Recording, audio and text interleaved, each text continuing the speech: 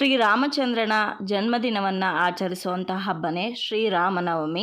ಶ್ರೀರಾಮ ಹುಟ್ಟಿದಂತಹ ದಿನದಂದು ಪ್ರತಿಯೊಬ್ಬ ಹಿಂದೂ ಮನೆಯಲ್ಲೂ ಕೂಡ ಹಬ್ಬದ ಸಂಭ್ರಮ ಅಂತಲೇ ಹೇಳ್ಬೋದು. ಪ್ರತಿಯೊಂದು ಮನೆಯಲ್ಲೂ ಕೂಡ ಕೋಸಂಬರಿ, ಮಜ್ಜಿಗೆ, ಪಾನಕವನ್ನು ಮಾಡಿ ರಾಮನಿಗೆ ನೈವೇದ್ಯವನ್ನು ಮಾಡಿ ಭಕ್ತಿಯಿಂದ ಪೂಜೆಯನ್ನು ಮಾಡ್ತಾರೆ. ಹಾಗಾದರೆ ಶ್ರೀರಾಮನವಮಿಯಂದು ರಾಮನ ಪೂಜೆಯನ್ನು ಯಾವ ರೀತಿ ಮಾಡಬೇಕು, ರಾಮನವಮಿ ಪೂಜೆಯನ್ನು ಯಾವ ರೀತಿ ಪ್ರತಿಯೊಬ್ಬರು ಸರಳವಾಗಿ ಮನೆಯಲ್ಲೇ ಆಚರಣೆ ಮಾಡ್ಬೋದು ಅಂತ ಇವತ್ತಿನ ಈ ವಿಡಿಯೋದಲ್ಲಿ ತಿಳಿಸ್ಕೊಡ್ತಾ ಇದ್ದೀನಿ. ಈ ವಿಡಿಯೋನ ಎಲ್ಲೂ ಸ್ಕಿಪ್ ಮಾಡದೆ ಕೊನೆವರೆಗೂ ವಿಡಿಯೋನ ನೋಡಿ. ವಿಡಿಯೋ ಇಷ್ಟ ಆದರೆ ಬೇರೆಯವ್ರಿಗೂ ಕೂಡ ಶೇರ್ ಮಾಡಿ. ಹಾಗಿದ್ರೆ ಇನ್ಯಾಕೆ ತಡ, ಬನ್ನಿ ವಿಡಿಯೋನ ಶುರು ಮಾಡೋಣ. ಮೊದಲನೇದಾಗಿ ದೇವ್ರ ಮನೆ ಎಲ್ಲ ಕ್ಲೀನ್ ಮಾಡಿಕೊಂಡು ಒಂದು ಪೀಠವನ್ನು ಇಟ್ಕೊಂಡಿದ್ದೀನಿ. ಪೀಠವನ್ನು ಕೂಡ ನೀಟಾಗಿ ಒರೆಸಿ ಅನಂತರ ನಮ್ಮ ಮನೆಯಲ್ಲಿರೋವಂಥ ರಾಮನ ಫೋಟೋವನ್ನು ಇಟ್ಕೊಂಡಿದ್ದೀನಿ. ರಾಮನ ಪಟ್ಟಾಭಿಷೇಕ ಆಗ್ತಾ ಇರೋವಂಥ ಫೋಟೋ ಇದು. ರಾಮನ ಫೋಟೋ ಇದ್ದರೆ ಇಟ್ಕೊಳ್ಳಿ, ಇಲ್ಲದೇ ಇರೋರು ಆಂಜನೇಯ ಸ್ವಾಮಿ ಫೋಟೋವನ್ನು ಇಟ್ಟು ಕೂಡ ನೀವು ಪೂಜೆಯನ್ನು ಮಾಡ್ಬೋದು. ಆ ಫೋಟೋನೂ ಇಲ್ಲದೇ ಇದ್ದರೂ ಕೂಡ ಪರವಾಗಿಲ್ಲ. ನಿಮ್ಮ ಮನೆ ದೇವ್ರಿಗೇ ಪೂಜೆ ಮಾಡಿ ದೇವ್ರಿಗೇ ಕೋಸಂಬರಿ, ಪಾನಕ, ಮಜ್ಜಿಗೆಯನ್ನು ನೈವೇದ್ಯವನ್ನು ಮಾಡ್ಬೋದು.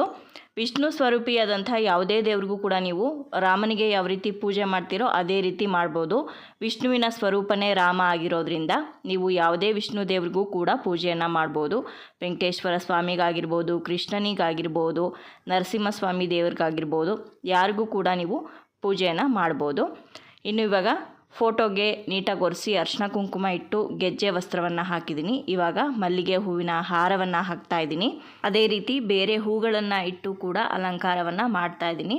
ರಾಮನಿಗೆ ವಿಶೇಷವಾಗಿ ತುಳಸಿ ಸಿಕ್ಕಿದ್ರೆ ತುಳಸಿ ಹಾರವನ್ನು ತಪ್ಪದೆ ಹಾಕಿ, ತುಳಸಿ ಸಿಗದೇ ಇರೋರು ಬೇರೆ ಹೂಗಳನ್ನು ಕೂಡ ಪೂಜೆಗೆ ಬಳಸ್ಬೋದು. ಈಗ ದೇವ್ರ ಮುಂದೆ 2 ದೀಪಗಳನ್ನು ಇಡ್ತಾ ಇದ್ದೀನಿ. ದೀಪಕ್ಕೆ ಎಣ್ಣೆ ಆಗಲಿ ಅಥವಾ ತುಪ್ಪವನ್ನಾಗಲಿ ಹಾಕಿ ನೀವು ದೀಪವನ್ನು ಹಚ್ಬೋದು. ವಿಶೇಷ ದಿನಗಳಲ್ಲಿ ಶುಕ್ರವಾರ ದಿನ ತುಪ್ಪದ ದೀಪ ಹಚ್ಚೋದು ಬಹಳನೇ ಶ್ರೇಷ್ಠ. ಪ್ರತಿಯೊಬ್ಬರಿಗೂ ಕೂಡ ತುಪ್ಪದ ದೀಪ ಹಚ್ಚೋದಕ್ಕೆ ಸಾಧ್ಯವಾಗಲ್ಲ. ಅದಕ್ಕೋಸ್ಕರ ಎಣ್ಣೆ ದೀಪವನ್ನು ಕೂಡ ನೀವು ಹಾಕಿ ದೀಪವನ್ನು ಹಚ್ಬೋದು. ಇವಾಗ ದೀಪಗಳನ್ನು ಅಗರಬತ್ತಿಯಿಂದ ಹಚ್ಕೋತಾ ಇದ್ದೀನಿ. ಏಕಾರ್ತಿಯಿಂದನೂ ಕೂಡ ನೀವು ದೀಪವನ್ನು ಹಚ್ಬೋದು. ದೀಪಂ ಜ್ಯೋತಿ ಪರಬ್ರಹ್ಮ ಅಂತ ಅಂದ್ಕೊಂಡು ದೀಪಗಳಿಗೆ ಹೂಗಳನ್ನು ಅರ್ಪಿಸಿ ನಮಸ್ಕಾರ ಮಾಡಬೇಕು. ಅನಂತರ ಯಾವುದೇ ಒಂದು ಪೂಜೆಯಲ್ಲಿ ಮೊದಲನೇ ಪೂಜೆ ಯಾರಿಗೆ ಹೇಳಿ? ಗಣಪತಿಗೆ. ಹೌದು, ಹಾಗಾಗಿ ಗಣಪತಿಯನ್ನು ವಿಗ್ರಹ ಆಗಲಿ ಇಟ್ಕೋಬೋದು, ಅಥವಾ ಸಗಣಿಯಿಂದ ಮಾಡಿರೋವಂಥ ಗಣಪತಿನಾಗಿರ್ಬೋದು, ಅಥವಾ ಅರ್ಶಿಣದಿಂದ ಮಾಡಿರೋವಂಥ ಗಣಪತಿನಾಗಿರ್ಬೋದು. ಒಂದು ವೀಳ್ಯದೆಲೆ ಮೇಲೆ ಇಟ್ಟು ಆ ಗಣಪತಿಗೆ ಅರ್ಶಿನ, ಕುಂಕುಮ, ಅಕ್ಷತೆಯನ್ನು ಅರ್ಪಿಸಿ ಹೂಗಳನ್ನು ಇಟ್ಟು ಅಲಂಕಾರ ಮಾಡಿ ಧೂಪವನ್ನು ತೋರಿಸಿ ಈ ಒಂದು ಪೂಜೆಯಲ್ಲಿ ಯಾವುದೇ ವಿಘ್ನ ಬಾರದೇ ಇರಲಿ ಅಂತ ಗಣಪತಿಯನ್ನು ಮನಸಾರೆ ಪ್ರಾರ್ಥನೆ ಮಾಡಿಕೊಂಡು ಗಣಪತಿಯ 1-2 ಶ್ಲೋಕಗಳಿದ್ದರೆ ಅದನ್ನು ಕೂಡ ಹೇಳಿಕೊಂಡು ಪೂಜೆಯನ್ನು ಸಲ್ಲಿಸಬೇಕು. ಗಣಪತಿ ಪೂಜೆ ಆದ ನಂತರ ರಾಮನ ಫೋಟೋಗೂ ಕೂಡ ಅರ್ಶಿನ, ಕುಂಕುಮ, ಅಕ್ಷತೆಯನ್ನು ಅರ್ಪಿಸಿ ಮತ್ತೊಮ್ಮೆ ಹೂವನ್ನು ಇಟ್ಟು ಅನಂತರ ನೀವು ಪೂಜೆಯನ್ನು ಆರಂಭ ಮಾಡ್ಬೋದು. ಧೂಪವನ್ನು ತೋರಿಸಿ ದೇವರನ್ನು ಆವಾಹನೆ ಮಾಡಿದ ನಂತರ ಅರ್ಚನೆಯನ್ನು ಮಾಡಬೇಕಾಗತ್ತೆ. ಅರ್ಚನೆಯನ್ನು ಶ್ರೀರಾಮನ ಅಷ್ಟೋತ್ತರವನ್ನು ಹೇಳಿಕೊಂಡು ಅರ್ಚನೆಯನ್ನು ಮಾಡಬೇಕಾಗತ್ತೆ. ಅಷ್ಟೋತ್ತರ ಶತನಾಮಾವಳಿಗಳು ನಿಮಗೆ ಎಲ್ಲ ಬುಕ್ಗಳಲ್ಲಿ ಇರುತ್ತೆ. ನಿಮಗೆ ಎಲ್ಲ ದೇವರುಗಳ ಅಷ್ಟೋತ್ತರ ಸಿಗುವಂತಹ ಬುಕ್ಕು ಇರುತ್ತೆ. ಆ ಬುಕ್ಕಲ್ಲಿ ಶ್ರೀರಾಮನ ಅಷ್ಟೋತ್ತರವನ್ನು ಆಯ್ಕೆ ಮಾಡಿಕೊಂಡು ಅದನ್ನು ಹೇಳಿಕೊಂಡು ನೀವು ಅಕ್ಷತೆಯಲ್ಲಾಗಿರ್ಬೋದು, ಬಿಡಿ ಹೂಗಳಲ್ಲಾಗಿರ್ಬೋದು, ಅಥವಾ ತುಳಸಿ ದಳಗಳಿಂದ ಆಗಿರ್ಬೋದು ಅರ್ಚನೆಯನ್ನು ಮಾಡ್ಬೋದು. ನಿಮ್ಮ ಹತ್ರ ಅಷ್ಟೋತ್ತರದ ಬುಕ್ ಇರಲಿಲ್ಲ ಅಂದರೆ ಮೊಬೈಲಲ್ಲೇ ರಾಮನ ಅಷ್ಟೋತ್ತರ ಅಂತ ಟೈಪ್ ಮಾಡಿದ್ರೆ ನಿಮಗೆ ಸಿಗುತ್ತೆ. ಅದನ್ನು ಹಾಕ್ಕೊಂಡು ಕೂಡ ನೀವು ಪೂಜೆಯನ್ನು ಮಾಡ್ಬೋದು. ಇವಾಗ ಅರ್ಚನೆ ಎಲ್ಲ ಆದಮೇಲೆ ಮತ್ತೊಮ್ಮೆ ಧೂಪವನ್ನು ತೋರಿಸ್ಬೇಕು. ಧೂಪ ಆದ ನಂತರ ನೈವೇದ್ಯಕ್ಕೆ ಸಿದ್ಧತೆ ಮಾಡ್ಕೋಬೇಕು. ನೈವೇದ್ಯಕ್ಕೆ ನೀವೇನೇನು ಮಾಡಿರ್ತೀರೋ ಅದೆಲ್ಲದನ್ನು ಕೂಡ ನೈವೇದ್ಯ ಮಾಡಬೇಕು. ಕೆಲವೊಬ್ಬರು ಈ ಒಂದು ಹಬ್ಬಕ್ಕೆ ಒಬ್ಬಟ್ಟು ಅಥವಾ ಕರಗಡಬನ್ನು ಮಾಡಿ ನೈವೇದ್ಯ ಮಾಡ್ತಾರೆ.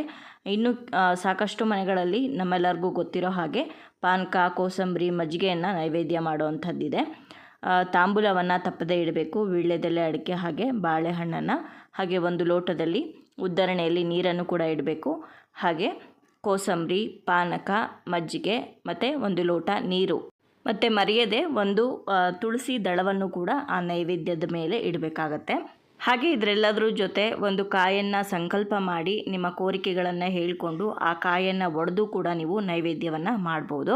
ಇನ್ನು ತಾಂಬೂಲಕ್ಕೆ ಅಂತ ಇಟ್ಟಿರುವಂತಹ ಬಾಳೆಹಣ್ಣಿನ ತುದಿಯನ್ನು ಮುರಿತಾ ಇದ್ದೀನಿ. ಹಾಗೆ ವೀಳ್ಯದೆಲೆ ತೊಟ್ಟನ್ನು ಕೂಡ ಮುರಿಬೇಕಾಗತ್ತೆ. ನೀವು ಯಾವುದೇ ಹಣ್ಣುಗಳನ್ನು ಇಟ್ಟಿದ್ರೆ ಅದನ್ನು ಕೂಡ ಚಿವುಟಿ ನೈವೇದ್ಯವನ್ನು ಮಾಡಬೇಕು. ಜೊತೆಗೆ ನೀವೇನು ನೈವೇದ್ಯವನ್ನು ಇಟ್ಟಿರ್ತೀರೋ ಅದಕ್ಕೆ ಉದ್ದರಣೆಯಲ್ಲಿರುವಂಥ ಒಂದು ಹೂವನ್ನು ಆ ನೀರಿನಲ್ಲಿ ಅದ್ಕೊಂಡು 3 ಸಲ ಆ ನೈವೇದ್ಯದ ಸುತ್ತ ಸುತ್ತಿ ದೇವರಿಗೆ ತೋರಿಸ್ಬೇಕು. ಇನ್ನು ನೈವೇದ್ಯ ಎಲ್ಲ ಆದಮೇಲೆ ಕೊನೆಯದಾಗಿ ಮಹಾಮಂಗಳಾರತಿಯನ್ನು ಮಾಡಬೇಕು. ಕರ್ಪೂರವನ್ನು ಹಚ್ಕೊಂಡು ಅಥವಾ ತುಪ್ಪದ ಬತ್ತಿಯನ್ನು ಹಚ್ಕೊಂಡು ಮಹಾಮಂಗಳಾರತಿಯನ್ನು ಮಾಡಿ ಇನ್ನು ವಿಸರ್ಜನೆಯನ್ನು ಮಾಡುವಂಥ ಸಂದರ್ಭದಲ್ಲಿ ಕೆಂಪು ನೀರಿನ ಆರತಿ ಮಾಡಿ ದೇವರನ್ನು ವಿಸರ್ಜನೆ ಮಾಡ್ಬೋದು. ನೀವು ಮನೆಯಲ್ಲೇ ಮನೆ ದೇವ್ರ ಪೂಜೆಯನ್ನು ಮಾಡಿದರೆ ವಿಸರ್ಜನೆ ಮಾಡುವಂಥ ಅಗತ್ಯ ಇರೋದಿಲ್ಲ. ಸಪ್ರೇಟಾಗಿ ಪೀಠದ ಮೇಲೆ ರಾಮನ ಫೋಟೋ ಇಟ್ಕೊಂಡು ಪೂಜೆ ಮಾಡಿದರೆ ಅದನ್ನು ವಿಸರ್ಜನೆ ಮಾಡಬೇಕಾಗತ್ತೆ. ಇನ್ನು ಯಾರಾದರೂ ಅವತ್ತಿನ ದಿವಸ ನಾವು ರಾಮಕೋಟಿಯನ್ನು ಬರೆಯೋದಕ್ಕೆ ಶುರು ಮಾಡ್ತೀವಿ ಅಂತ ಅನ್ನೋರು ಕೂಡ ಅವತ್ತು ತುಂಬಾ ಪ್ರಾಶಸ್ತ್ಯವಾದಂತಹ ದಿನ ರಾಮಕೋಟಿಯನ್ನು ಬರೆಯೋದಕ್ಕೆ ಆರಂಭ ಮಾಡೋದು. ಯಾರಾದರೂ ಮಾಡಬೇಕು ಅಂದ್ಕೊಂಡ್ರವರು ಖಂಡಿತವಾಗ್ಲೂ ರಾಮನವಮಿ ದಿನ ರಾಮಕೋಟಿಯನ್ನು ಬರೆಯೋದಕ್ಕೆ ಶುರು ಮಾಡ್ಬೋದು. ಇನ್ನು ರಾಮನ ಭಜನೆಯನ್ನು ಮಾಡುವಂಥದ್ದು, ಆ ಭಜನೆಯನ್ನು ಕೇಳಿಸ್ಕೊಳ್ಳೋದು ಕೂಡ ಬಹಳನೇ ಶ್ರೇಷ್ಠ. ರಾಮನ ದೇವಸ್ಥಾನಕ್ಕಾಗಿರ್ಬೋದು ಅಥವಾ ಆಂಜನೇಯನ ದೇವಸ್ಥಾನಕ್ಕಾಗಿರ್ಬೋದು ಅವತ್ತಿನ ದಿನ ತಪ್ಪದೇ ಹೋಗಿ ದರ್ಶನ ಪಡ್ಕೊಂಡು ಬನ್ನಿ.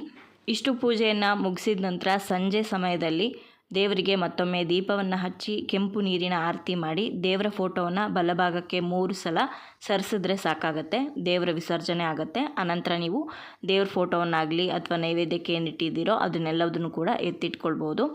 ನೋಡಿದ್ರಲ್ವ ಸ್ನೇಹಿತರೆ, ಇವತ್ತಿನ ಈ ವಿಡಿಯೋದಲ್ಲಿ ಶ್ರೀರಾಮನವಮಿ ಪೂಜೆಯನ್ನು ಸರಳವಾಗಿ ಪ್ರತಿಯೊಬ್ಬರೂ ಕೂಡ ಮನೆಯಲ್ಲಿ ಯಾವ ರೀತಿ ಮಾಡ್ಬೋದು ಅಂತ ತಿಳಿಸ್ಕೊಟ್ಟಿದ್ದೀನಿ. ಇವತ್ತಿನ ಈ ವಿಡಿಯೋ ನಿಮ್ಗೆ ಇಷ್ಟ ಆಗಿದೆ ಅಂತ ಭಾವಿಸ್ತೀನಿ. ಇಷ್ಟ ಆಗಿದ್ರೆ ಖಂಡಿತವಾಗ್ಲೂ ಲೈಕ್ ಮಾಡಿ, ಬೇರೆಯವ್ರಿಗೂ ಕೂಡ ಶೇರ್ ಮಾಡಿ, ನಿಮ್ಮ ಅನಿಸಿಕೆ ಅಭಿಪ್ರಾಯಗಳನ್ನ ಕಮೆಂಟ್ ಮೂಲಕ ಬರೆದು ತಿಳಿಸಿ. ಮತ್ತೊಂದು ಇಂಟ್ರೆಸ್ಟಿಂಗ್ ವಿಡಿಯೋದೊಂದಿಗೆ ನಿಮ್ಮನ್ನ ಮತ್ತೆ ಭೇಟಿ ಆಗ್ತೀನಿ. ಅಲ್ಲಿಯವರೆಗೂ ಧನ್ಯವಾದಗಳು. ಲೋಕ ಸಮಸ್ತ ಸುಖಿನೋ ಭವಂತು.